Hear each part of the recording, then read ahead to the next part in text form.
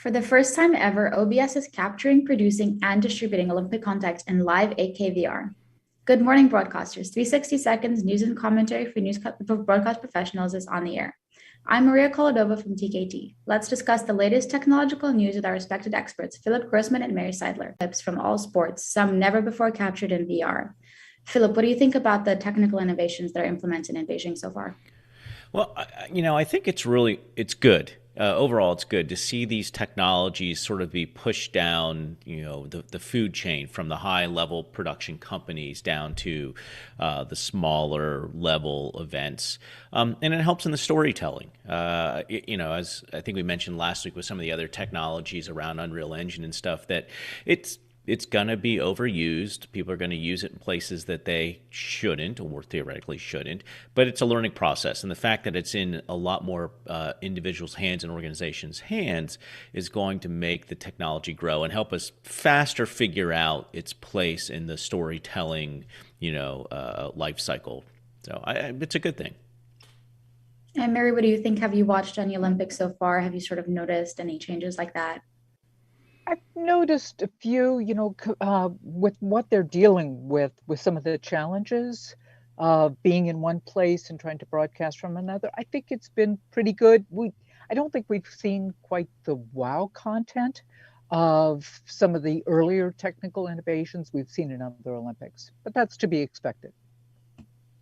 All right, moving on to Dolby Laboratories. They've announced the acquisition of Millicast, a developer platform that provides video streaming of interactive events from conferences to music concerts to audiences of more than 60,000 people and with delays of less than 500 milliseconds.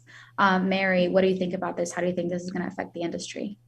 This is interesting. The biggest problem that we have with streaming has always been, one of the biggest problems has always been the latency. This is a true web RTC, how they're sending the audio and video. A lot of times what companies were doing is using either HLS or MPEG-. Great technology, but it has a latency. And especially for people who may be only doing this, for example, on a part-time basis, it's very hard to deal with. So this having such a low latency, and incidentally, it works together with OBS, which I thought was a little interesting. It really expands what we're able to do. It's fascinating, though, that Dolby has purchased them. Philip, what do you think about that? Sorry. Yeah. So, I think the most interesting thing is, Dolby has a tendency to put its stamp on things for quality. You have to be, you're a Dolby approved. I think there's a couple things in play here. One is the uptick of HDR has been a little bit slower. And part of that is just because in order for broadcasters to distribute HDR, it's got to go, OTT. That basically they have to open up a whole nother channel because there's only one form of HDR that sort of supports the SDR environment, HLG.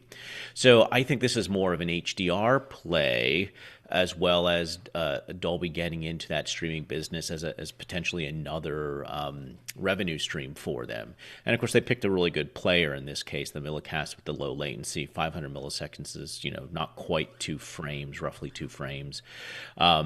So it's going to be interesting, but I really think it's more about getting HDR content out there more quickly, which could drive the adoption of televisions, which then drives the adoptions of Dolby certified licenses on those televisions. Aha. All right, now moving on to Haivision. With support for SMPTE 2110 input directly from cameras and broadcast equipment, the Makito X4 can encode uncompressed ST2110 video as highly efficient H.264 or HEVC streams, along with the audio and ancillary metadata with minimal latency. What about the signals in SMPTE 2110, which sort of makes sense because it's really a multi-channel encoder.